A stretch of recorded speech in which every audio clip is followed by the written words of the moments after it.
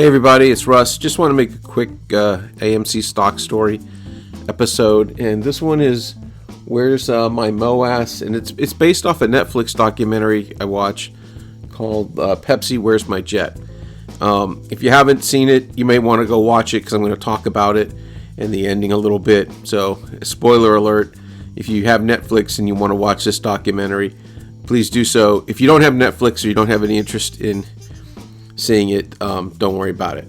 But the basic story is back in the 90s, there was a 20-year-old kid, and he watched this Pepsi commercial. They were doing Pepsi points, and you collected Pepsi points by buying Pepsi, and you could trade the Pepsi points in for t-shirts and sunglasses, stuff like that. Well, in the commercial, at the end, there's the kids flying a Harrier jet. And it just says Harrier jet 7 million Pepsi points. Now, there's no disclaimer on the TV commercial. It just says 7 million Pepsi points, Harrier jet. So this kid got it in his head. His name was John Leonard, and this was in 1996. And he got it in his head, hey, a Harrier jet is about $32 million.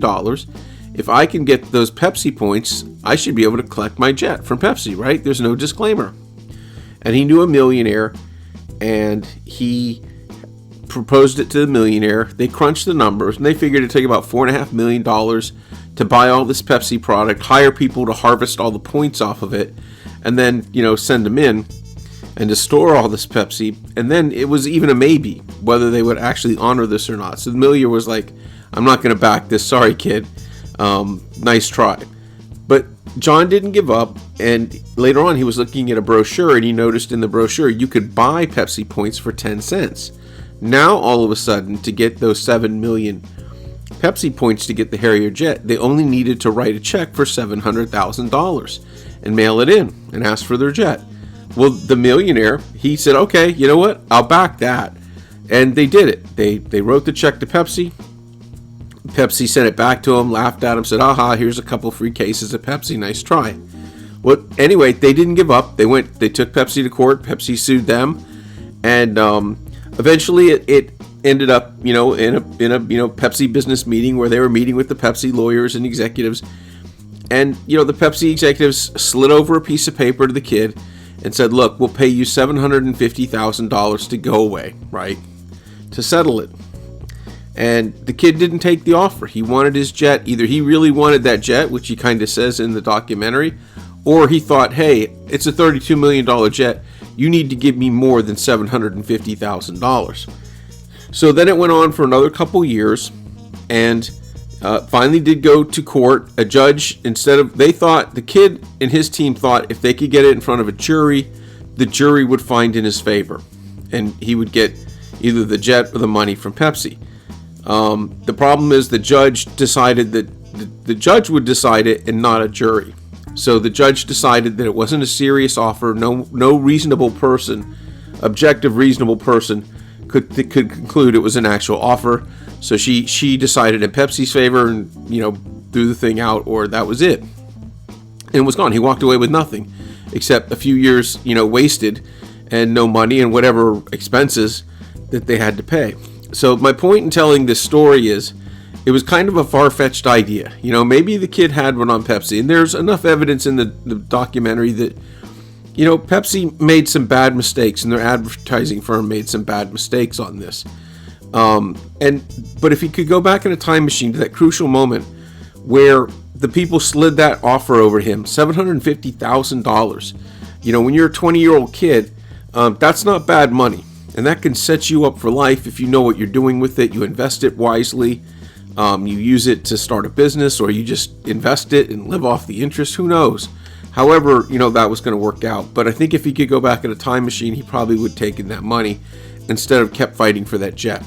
Now, I do this podcast. I don't want to spread FUD, and I'm not telling anybody when to sell.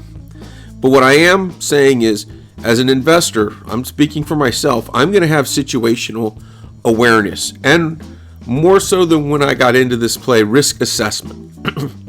When I got into this play, I thought, AMC had the potential to rip as high as GameStop, if not higher. Because this time they certainly couldn't cheat. They couldn't take away the buy button like they did with GameStop. It would just keep going this time, right?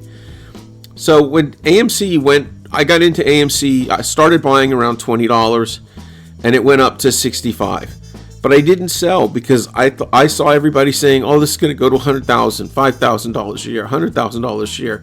Well, when people are saying it's going to go to $100,000 a share or minimum $5,000 a share, when it gets to $65, that's not something you think about selling, right? Just like that kid. It was a $32 million jet. Why would he accept a settlement for $750,000, $750,000? What an insult, right? Well, AMC went down from that $65, and it sucked. And it went into the low 30s, I think. But then it came back. It got back, I think, in September 2021 to about $50, maybe, I'm thinking. And we still didn't sell at that point, because why sell now? It's just back at 50. It's on its way. It's on its way. And then from there, it went down to 25 and then to 10. And we lost another opportunity to make some money and get out of the play.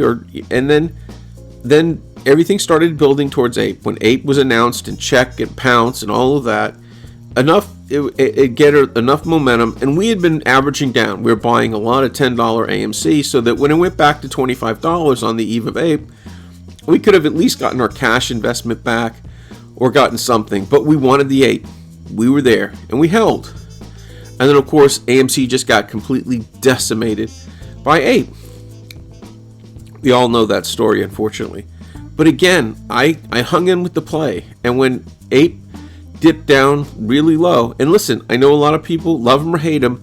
Lou always said, one, he was against APE. He warned us against APE, so take that for what it's worth. But he always said APE was AMC. APE was AMC. And I always remembered that. So when APE went down to 65 cents, 80 cents, I'm like, hey, it could be reunited. An APE could be an AMC share one day.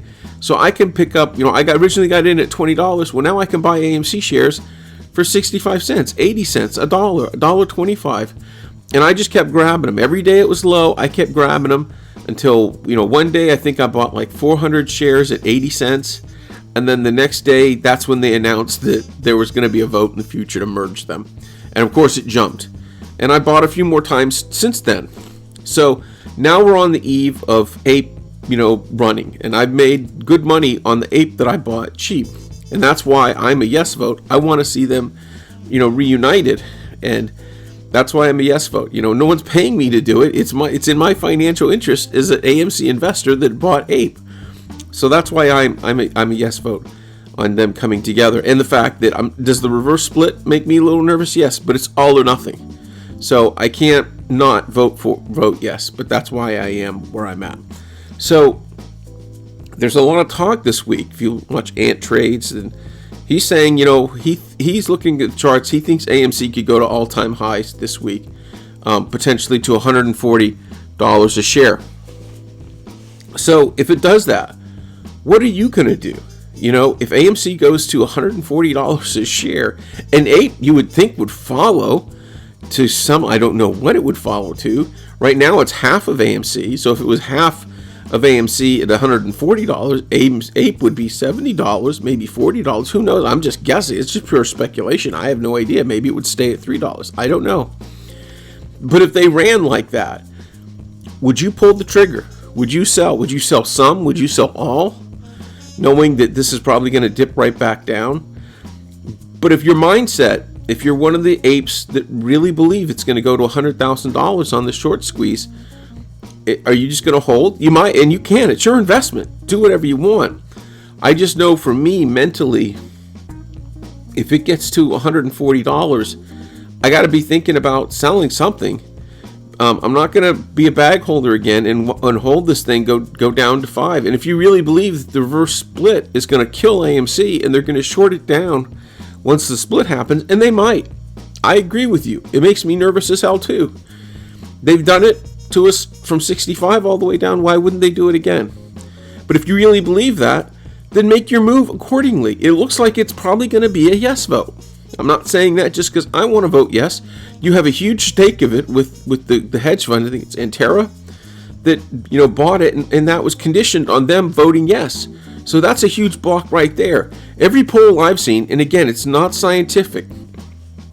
But everything I've seen on Twitter, Weeble, where people do these polls, it's usually about at least 60-40 in the yes favor as far as apes are concerned. And again, that's not scientific. Don't take that as financial advice. That's just what I tend to see. And maybe you can put in the comments if you see different.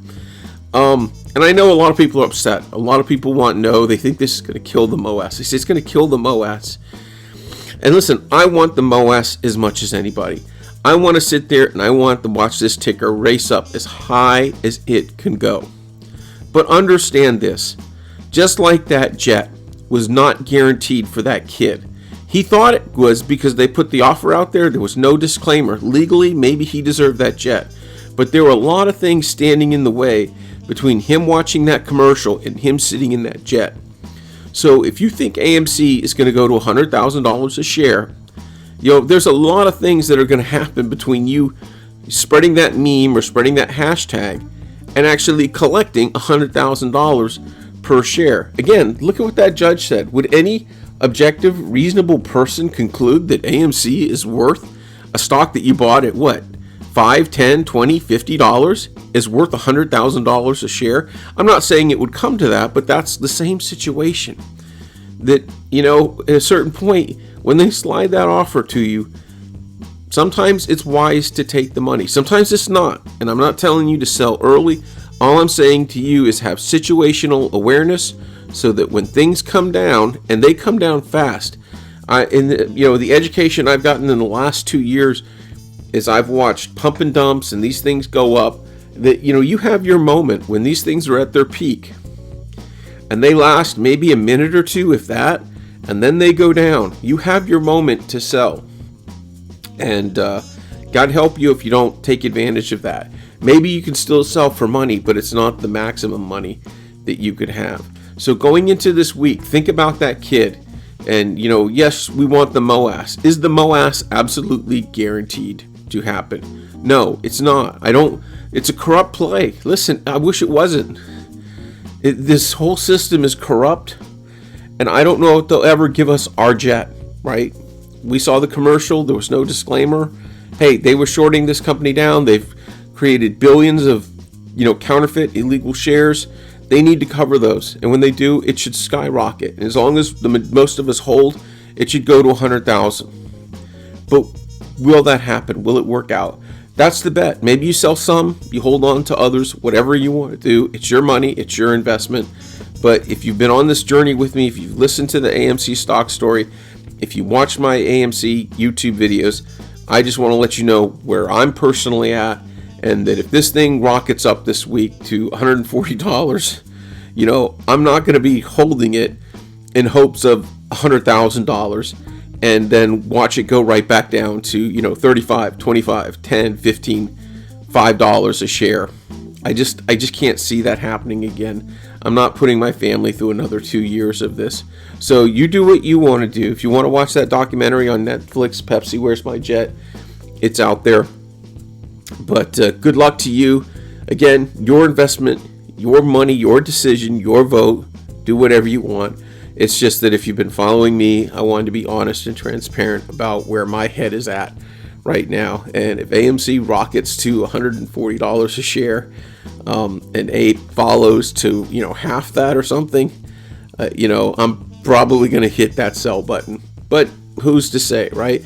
And if it was the other way, if I really was an ingenuous person, I wouldn't make a video. I wouldn't tell, or I would say, hold, because the more people that hold, that gives me a better opportunity to sell my, AMC at whatever price I want to sell it to. If everybody's selling it at 140, it may not make it to 140, it may not make it to 100. But like I said, if you're on this journey with me, I want to be transparent with you, and I want to just let you know, where my head's at. May not even be an issue. We may not even have to worry about this. It could just be stuck at 3, and we're ending, we're having the battle of 301 on Friday. Who knows? Maybe we're even having the battle of 201. You never know with AMC stock. Anyway, we'll see, and we'll see what happens. And who knows? I'm hoping that maybe the MOASS will happen before the split. It'd be nice. And maybe that will be the next episode of the AMC stock story.